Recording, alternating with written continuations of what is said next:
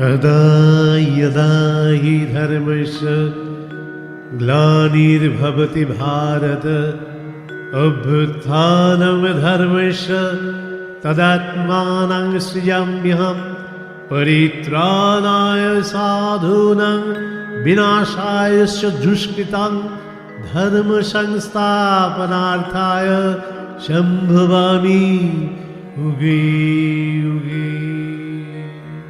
জয় রাম। পরম গুরু সদ্গুরু শ্রী শ্রী রাম ঠাকুরের স্বহস্তে লিখিত পত্রাংশ বেদবাণী থেকে পাঠ। বেদবাণী প্রথম খণ্ডের 211 নম্বর বাণী থেকে পাঠ করছি।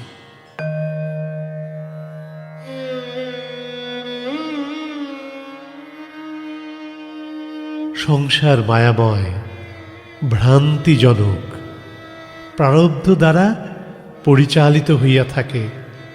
ইহাতে ভাগ্যই বলবান ভাবিয়া ভাগ্যফল প্রতীক্ষায় সর্বদা সর্বতোভাবে সহিষ্ণুতা শক্তিকে সম্মুখে রাখিয়া কাল কাটাইতে হয়।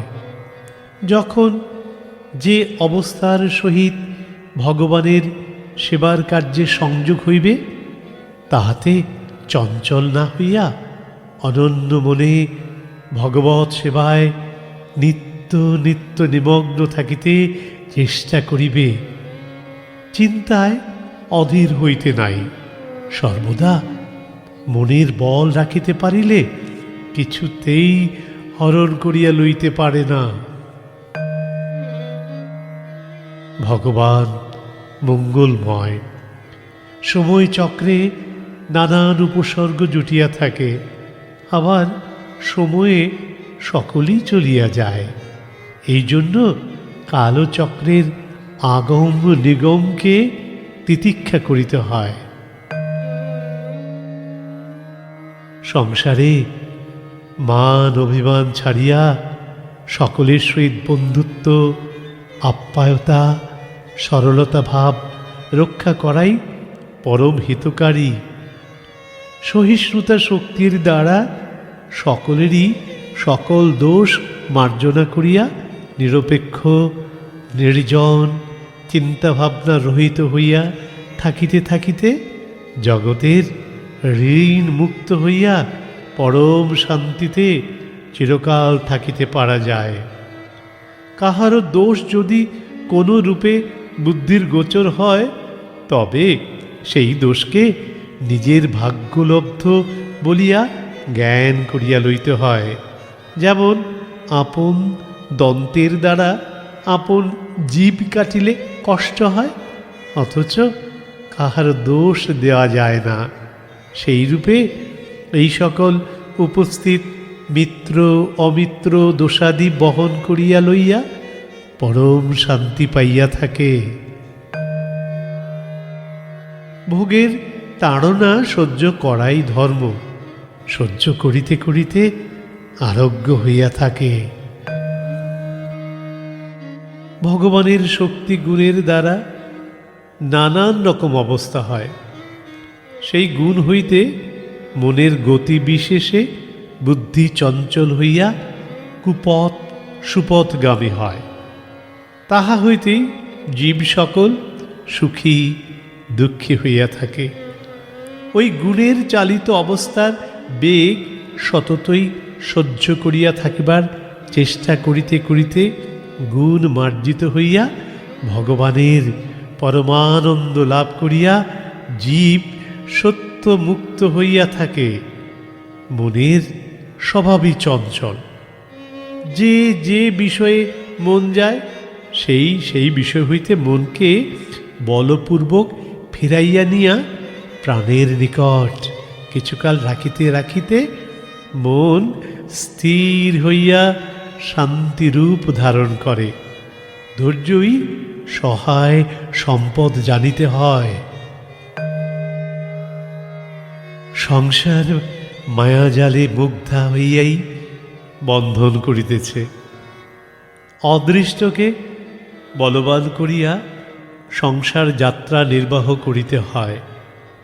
যখন যাহা ভাগ্যবশত ঘটিবে তাহাই শির পাতিয়া বহন করিতে হইবে, নচেত এ সংসারের মায়া নাট হইতে উদ্ধার হইতে পারে না।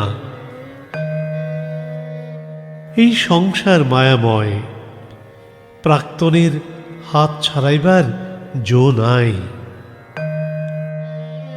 এত আসক্তি কেন? যখন যাহা প্রারব্ধে আছে তাহা ভোগ করিয়া যাইবে। এই সংসারে মমতার দাস হইয়া ঘুরিয়া বেড়াইলে লাভ কি? সর্বদা সহ্য করিয়া যাওয়ার চেষ্টা দেখিবে। ভগবৎ যাহা দিবেন তাহা খণ্ডন করিতে সাধ্য কি? সর্বদাই সহ্যকে প্রতিপালন করিতে ভালোবাসিবে। সহ্যই পরম ধর্ম। ভগবান যাহা করেন তাহাই হইবে। ভগবানের উপর নির্ভর রাখিয়া যথাসাধ্য চেষ্টা করিবে। সংসারের বন্ধনে মুক্তির জন্য একমাত্র ধৈর্য ধরাই পরম তীর্থ। মাতার সমান আর জগতে কিছুই নাই। এই মাতা কত কষ্ট করিয়া থাকে পুত্রের জন্য, তাহার দায় শোধনের শক্তি এই জগতে কিছুই নাই। একমাত্র তাঁরই প্রসন্নতা, পিতামাতাকে প্রসন্ন করিতে পারিলেই পরম ধর্ম। পত্নীকেও সর্বদা বাৎসল্য ভাবের দ্বারা আবদ্ধ করিয়া রাখিতে হয়। তাহারও যাতে মনের কষ্ট না আসে তাহাই করিবে। ছেলে পিলের প্রতিও সুশিক্ষাদি যত্ন করিতে হয়। ভগবান প্রতি অবয়বের মধ্যে থাকিয়া জগৎকে পালনাদি সম্পাদন করিতে হয়। ভাগ্য অনুসারে আয় ব্যয়, আপদ বিপদাদি নানান অবস্থায় পড়িয়া থাকে। তাহা হইতে এক সত্য ধর্ম অর্থাৎ ধৈর্য ধরিয়া যাইতে পারিলেই পরমানন্দে দিন কাটিতে পারে। এ সংসার ত্রাণ ইহা হইতেই হইতে পারে। পুরুষই সমস্ত অবস্থায় আবদ্ধ হইয়া থাকে, ইহাতে বিচলন হইতে হয় না। সকলই সময়েই হইয়া থাকে। জন্ম মৃত্যু জরা ব্যাধি দুঃখ সুখ সকলই এ সংসারে ভোগ করিতেছে। ইহা অস্বাভাবিক গতিতে কালের দ্বারা জীবদ্দশায় ভোগ দণ্ড ঘুরিয়া বেড়াইতেছে। এই দেহেতে যতকাল থাকিতে হইবে জীবের কালের দণ্ড এড়াইতে পারে না। সর্বদাই সকলকেই ভোগ করিতে হইতেছে। এগুলির বেগ যখন যেমন অবস্থা হয় সমস্তই ধৈর্য ধরিয়া থাকিবার চেষ্টা করিতে হয়। আর ধৈর্য না ধরিয়াও তো কোনো সুসার নাই। জন্ম হইলেই মৃত্যু হইবে।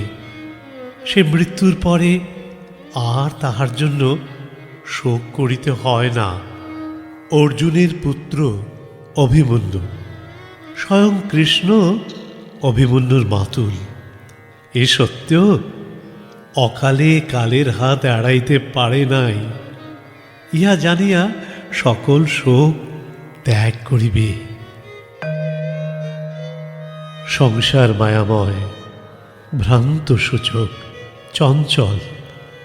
সর্বদা ইহা হইতে ত্রাণের জন্য ভগবৎ শরণের প্রার্থী হইয়া বিচরণে যত্নশীল হইতে চেষ্টা করাই মহতি কর্ম। সকলই প্রারব্ধ। যখন যাহার যে অবস্থায় মরণ হইয়া থাকে তাহা জন্মসময়েই আসিয়া থাকে। তবে এই অস্থায়ী জাত মরণ জন্য দুঃখ কষ্ট করা কেবল ভ্রম। যখন যা হইবার তাহা হইবেই। সর্বদা ভগবানের আশ্রয় করিয়া থাকিতে ভুলিবে না। ভাগ্য গতিকে কতই উৎপাত উপসর্গ লোকের ঘটিয়া যায়, সে কেবল ভগবৎ বিস্মৃতি অবস্থায় হইয়া থাকে। ভগবানের অধীনস্থ লোকের কোনো অভাব হয় না। বিদুরের খুদকুড়াও তৃপ্তি সম্পাদন করিয়া থাকে। জয় রাম।